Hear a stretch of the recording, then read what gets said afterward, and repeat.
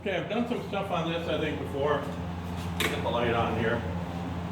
This is my powder coating corner. I powder coat pretty much everything I do. If I can powder coat it, it's powder coated. I do the frames, the hub assemblies, brake calipers. Like I say, anything I can powder coat, I do. I really don't paint anything. I've got a body shop guy that does the exterior for me, but even the interior parts of the body panels I powder coat. So the powder coating thing is really good. This again, Eastwood. I think the gun is under 200 bucks, and it's basically just this. And it's got the gauge on here. It's got a water trap. I've got a trap on the air compressor too. I think I run about 4 pounds of pressure, so not much. You squeeze this thing down and it charges the tip 30,000 volts positive, and then the work is negative. But that thing works just excellent, just excellent. I don't have any complaints at all. I built this spray cabinet here. It's out of sheet metal, so whatever overspray doesn't go up my exhaust fan and out the door. Collects on the side of this. I sweep it down, usually once a day or something, because I do accumulate quite a bit in here. Put it back in the bucket. I've got, I started out with 20 pounds of this stuff a year ago, and I still have 15 pounds. Very economical. I can do a complete trike for about 10 bucks. So it's really, really cheap. And then everything goes in the oven here. I've got a couple rotors in there right now. I'll swing over so you can see that part.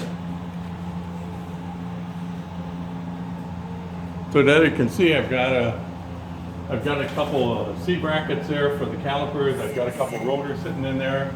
She's cooking away. I've got this set at 400 degrees right now, and those are pretty heavy pieces, so they'll cook for about an hour before they're done.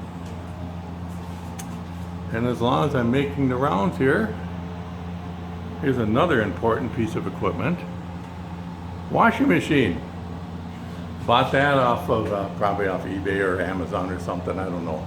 It's just a cheapy thing. I throw rags in there, and the stupid thing works just great. I think I paid like $150 for it, so it's not what you call high-end washing machine. But it's got, you know, it's got the wash bay here, and it's got a spin here. And the spin really, that sucker spins about 3,000 RPM. So it pretty much dries everything. So that's really good for cleaning the rags and that kind of stuff. You can see my gas welder over there, which I very seldom use. In fact, that tank of oxygen and acetylene, I think I've had those for 10 years and I've yet to refill them. So I don't use that much at all. You can see I've got a frame here that's for the next bike. And I've got this little doohickey here,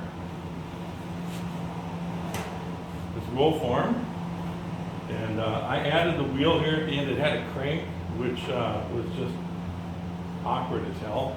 So I built this wheel for it so I can, and I only use these cutters or these benders that I have in here.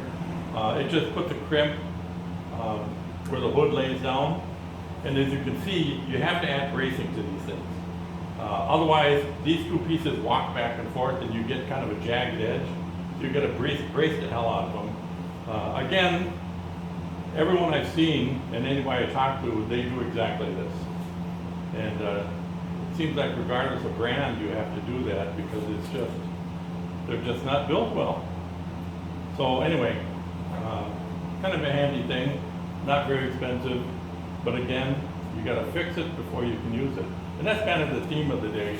I do have a bead breaker down here I bought at Harbor Freight. That is the only tool I ever bought at Harbor Freight where I didn't have to fix it before I could use it. I did make some adjustments to it, but that was just because of some special stuff I want to do, like bigger tires and that kind of thing. That thing's great. I think I paid like 30 bucks for it. Well worth it. If you want a good bead breaker, go to Harbor Freight and get that one because that does work.